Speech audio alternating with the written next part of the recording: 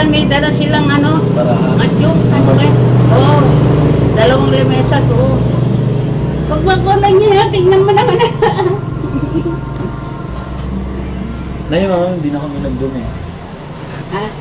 Hindi na kayo kakain kayo pag tanghalian, hindi na? Hindi na po. Alis na po kami. Maya-maya lang po. Sa tricycle, sa ano na yun? Half bar na lang. Half bar na lang. Dapat kasama niyo yung mga barkada. Opo, damihan na. Kasi biglaan lang po ito. Nabigla lang po Kung kami. ano naman, kung marami kayo, may bag. Mura lang yung ban nga pa yung gas ko.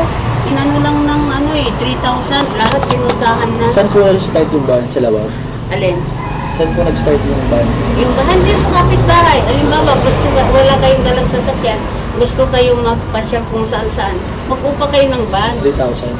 Oo, yung gas ko, 3,000. Yung papunta sila doon. Pag marami-rami na po. Marami kayo. Alimbawa, 12 kayo. 10 di kung ano kayo. Ganyan ang ginagawa yung mga dalaga binata. Ganun ginagawa nila. Pag yung bayaran na, ganyan ang bayaran natin. Ganyan. Kanyang isa-isa nila yun na ano. Oh, church na. Alin?